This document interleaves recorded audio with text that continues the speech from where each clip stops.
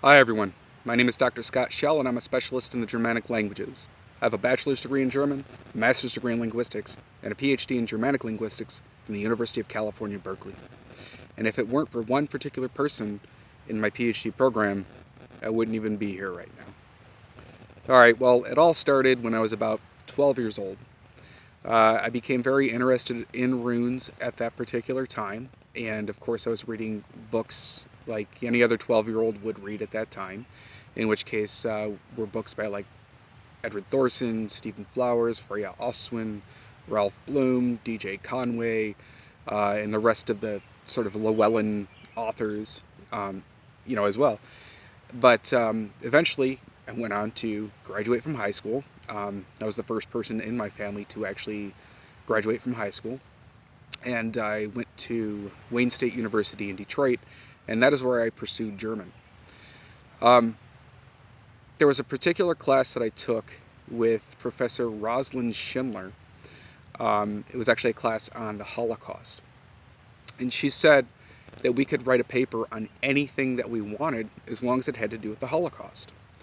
So I sort of harkened back to my earlier interests, and I said, I noticed that this particular symbol used on one of these buildings that was occupied by the Nazis, is a runic symbol. And she goes, yes, it does appear so. You should look into that. And I said, okay, well, great. I would love to write a paper on what I called at the time Nazi symbology, in which case that doesn't even really exist. Right? We're talking about runes that the Nazis co-opted. And actually, interestingly enough, they really co-opted them from Guido von List.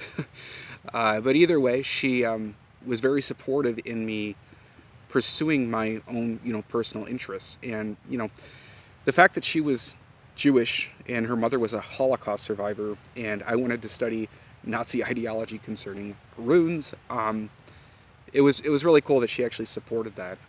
Because I think nowadays, it's like, you get so stereotyped really with those kinds of topics, and it's like, bald white guy wants to study runes in the Nazi era. Kind of raises unfortunately it raises a lot of red flags for people. So after I had presented that paper to her, she thought it was a great research project, and so I started to look more into Guido von List, and I ended up joining the Theosophical Society, because the Theosophical Society is, well, we'll just say that the Theosophical Society very much influenced List. After that, I ended up going on to pursue my MA in German, actually. And when I did that, I got into Bowling Green, Ohio, and the very first year we were supposed to study abroad in Austria. So I went out to Austria, specifically to Salzburg, and it was there where I realized that I wasn't really following my passion, following my dream, and following what I was really supposed to be doing, because I was able to take a bunch of literature classes. Well, I was actually required to take a bunch of literature classes, but we were also able to take one elective, and that one elective that I took was Middle High German. And when I took Middle High German, I noticed that the language was not really explained in the same way that contemporary German is, for example. They would use all of these different words like liquids and nasals and obstruents and sonorants, and those are all linguistics terms. And so, for personal reasons, Austria did not work out for me. I came back home, and I immediately started to research more into what this was that I was learning in Middle High German. And when I figured out that what I was actually studying was linguistics, that is when I immediately looked to Wayne State University again and to look into their master's degree programs.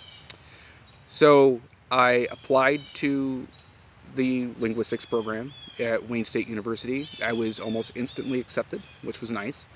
And I think I came home from Austria around November, maybe even October, and I was already starting my MA program in linguistics in January of that term.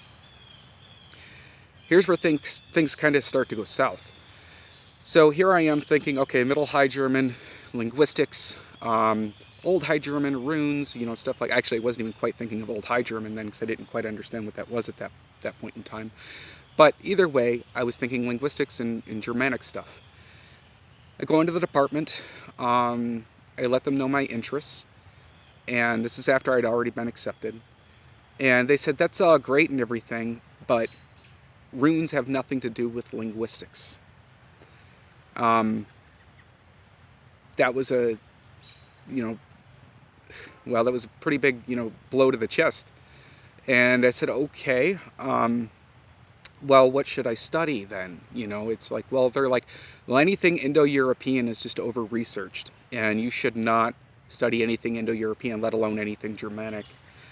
And so I was like, oh, wow, okay. So I have this background in Germanic languages, and I am told at this point to just pursue something that's not Germanic and not Indo-European. And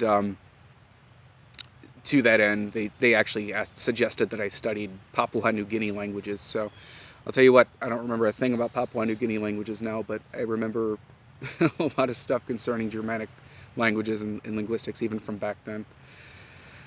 So I ended up writing my MA thesis on syntax in contemporary German. Pretty boring stuff, huh? So, to a linguist it's actually pretty interesting, but yeah, either way I was, sort of cornered into that thesis. And so, when I went through that experience, I was like, okay, there's nothing I can possibly do anymore with runes and runology. It's done. It's dead. There's nothing there. It does have nothing to do with linguistics, according to these people. And I ended up applying for a PhD program at UC Berkeley. And when I did it, I actually applied with the intention of still continuing with contemporary German and looking into, again, linguistics and specifically minimalist syntax. When I signed up for my courses at UC Berkeley, my very first semester I took Old High German. And when I took this class, I was struggling a lot. And my advisor, my former advisor, Irmingard Rauch, legitimately thought I wasn't going to make it. Because it was just a big move. I was struggling with my German at the time because I took such a long break between my bachelor's degree and my linguistics degree, my MA degree. And yeah, I mean, it was a hell of a time. But I pulled through. It was, like I said, really tough. And, obviously I made it because here I am today. But what she noticed is that every single time that we would talk about a runic inscription, of course, naturally, I would get extremely excited about it and passionate. I wanted to just know everything about it. And I met with her in her office at the end of that term, and we talked about runes. And I had mentioned to her what I had learned when I got my MA, and how these linguists were telling me that these runic inscriptions had nothing to do with linguistics and that it was just orthography. And she laughed. I mean, but she was also sort of angry at the same time, because she said to me, that's ridiculous, and you should be pursuing these things.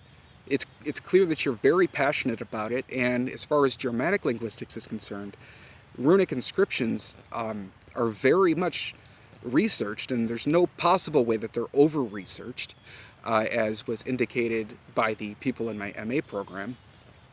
And so she really pushed it. She really encouraged me to study runic inscriptions. And so every time that I took a class with her, whether it was Old High German or Gothic or Old Saxon or comparative Germanic from a historical perspective, every single opportunity I got was to write a paper on some sort of runic inscription in that era, or a set of runic inscriptions. So once I started to get into this a little bit deeper, I got even more familiar with, obviously, a lot of works that were dedicated to runic studies. One of the more influential works that sparked my desire to want to do my dissertation on runes and magic was, of course, Stephen Flowers' dissertation called Runes and Magic. And when I brought that dissertation up to several other people in the department and several other people in the Scandinavian department, they were very leery about it, because they were like, oh, but Stephen Flowers this and Stephen Flowers that, he's a terrible person. um, whatever their opinions were of him, I said, this is a pretty solid work. I said, this is a really good dissertation, and I want to expand on this. And so, I did so, but while doing that, and this kind of brings me to the point of my video here, while doing that, I got a lot of pushback, and I got a lot of ridicule, humiliation, people making fun of me literally in my department. Not everyone, I actually had some allies in my department, but there were some people, I remember I overheard them, saying like, isn't there this talk today in the department? And then someone else was like, oh yeah, it's some guy, right? And I'm in the same department with these people, but some guy talking about magic or some nonsense. So that's the kind of stuff that I've had to go through in the United States. And that's okay. I want to be clear, I'm not complaining about it. If anything, I'm glad I persevered through it, to sort of give them the big middle finger and say that, you know what, no, there is something here. I'm not just talking nonsense. And, I had to explain to them that there are actual formal studies of magic, whether or not you're talking about it from like an emotionalist approach, an evolutionist approach, a psychological approach, a semiotic approach. There are all these decades and decades and decades of research dedicated to what does magic mean. And so after so many different presentations and defending and going to all these various conferences, and like I said, sort of people questioning everything that I was doing, especially linguists. Linguists wouldn't even give me the time of day. So I'm talking about more like general linguists, not Germanic linguists. They just barely even acknowledged, what I was doing. And there's reasons for that I won't go into this video, but it's just the way that they actually study language. I would then say that once I got outside of the United States, though, and I gave talks over in Aarhus, over in Iceland, Estonia, when I gave talks over there, it was an interesting, like, different atmosphere. Everything was very much welcome. Everybody pretty much welcomed me. And I gave talks on runic inscriptions and magic, and I defined magic the way that it could be defined within the Elder Futhark period, and I was showing how I was expanding on, previous research, like I mentioned Flowers' work before, and, that gave me a lot of confidence when I came back to the United States. And when I finally gave my defense, my whole committee had to listen to me at that point, and they actually said I made some really good, solid points, and they realized that I wasn't just talking about Harry Potter. Which, to equate magic to that, or at least rune magic to that, is just insane, really. It's actually really just insulting. So that is pretty much it. That I got told so many different times, magic doesn't exist, and I'm like, well, what does magic mean? And of course I'd get 42 different answers. And so, like I said, I kind of came up with this dissertation to define a lot of things, more for the sake of academia and more for the sake of runology, just because I like to see those things sort of discussed, and not just be laughed off the stage, when you bring up magic. There is a little bit of history to that, so I guess I can go into that for a second. Linguists weren't really the only ones to blame. Runology has a history of this sort of thing, where you have quote-unquote imaginative runologists and skeptical runologists, and those are two terms put forth by Raymond Page. Essentially, the imaginative runologists, quote-unquote, were the runologists who were not rooted in any sort of true linguistic rigor, and so you would find these very fantastical interpretations. And people like Elmer Antonsen came along and showed them, this is how you really do linguistic analysis, and when you really do this, you'll see that there's no magic whatsoever in any of these inscriptions. He never actually defined magic, so for him saying there's no magic, I'm not exactly sure what he even means. But there's, so in other words, I'm just trying to say that also coming at runology and talking about magic, you kind of get thrown into that category too of the imaginative runologists. Luckily, I have an MA in linguistics, and of course I'm focused on Germanic linguistics, so I can sort of balance both of them. But I just wanted to say that my experience studying runology in the United States was very different from going abroad and doing talks over in Aarhus and Germany, Estonia, and even Iceland. And they were very welcoming over there. I felt like they were very open about discussing magical communication versus, non-magical communication. And so when I went back to the United States, this allowed me to contrast these two different views. This sort of had a balanced perspective now on runology. And so I realized just that when I'm in the United States, these sort of things are not taken as quote-unquote seriously, but it's really just out of, and I don't mean this in any disrespectful way, I really mean it in the actual sense of the word, a sense of ignorance.